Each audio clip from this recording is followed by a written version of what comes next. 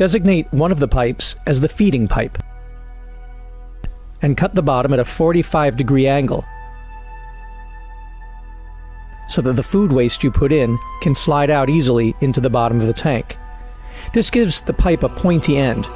Sand any rough edges and soap up the pipe and the inner ring of the uniseal, and firmly push the pipe through the uniseal, twisting as you go, until it reaches the bottom of the tank and stops.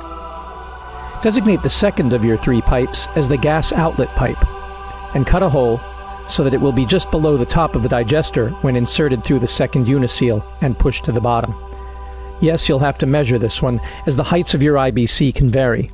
You can do this by putting the pipe in the hole before you put the uniseal in and making a mark with a permanent marker about 2 centimeters below the place where the top of the tank touches the pipe. Make sure you sand the edges of this hole smooth and flush so it doesn't cut or get stuck on the uniseal on the way down. Then push the gas outlet pipe into the tank through the uniseal. We like to put the feeding pipe and the gas outlet pipe on the same side of the digester, as we find that this is where most of the food settles and most of the gas rises and collects. Designate the third of your 2-inch pipes, the slurry or effluent pipe, where the rich organic liquid fertilizer or compost tea will exit.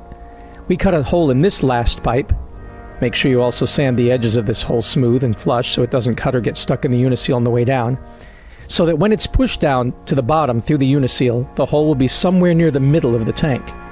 We do this because bioactive solids are being digested at the bottom of the tank, mostly carbs and protein, while lipids, oils, and fats will rise and be digested at the top of the tank, and we don't want to remove feedstock that is still energy-rich. By placing the outflow pipe on the opposite side of the tank, diagonally across from the feeding pipe, we maximize the hydraulic retention time of the feeding material, that is, the time it spends being digested in the tank, so we can win the maximum amount of energy from it. Since our digesters are a kind of plug-flow digester design, the food we push in one side of the tank is slowly shoved to the other side of the tank when new material is added.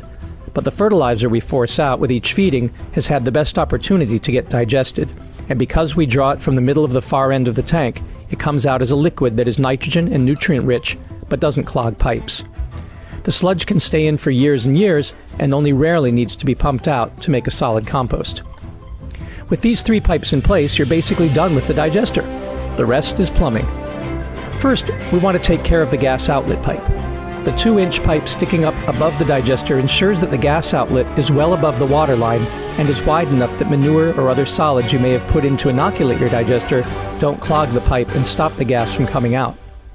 At the top of this pipe, we put a 2-inch to 1/2-inch PVC reducer, a 1/2-inch PVC ball valve, an elbow, and a 1/2-inch barbed hose connector. We don't glue these on in case we ever need to remove them to clear any possible clogs should they arise. For the fertilizer outlet pipe, we first cut off about 5 centimeters at the top and then attach a 2-inch T, a piece of 2-inch pipe, a 2-inch elbow, and a drain pipe leading to the fertilizer bucket.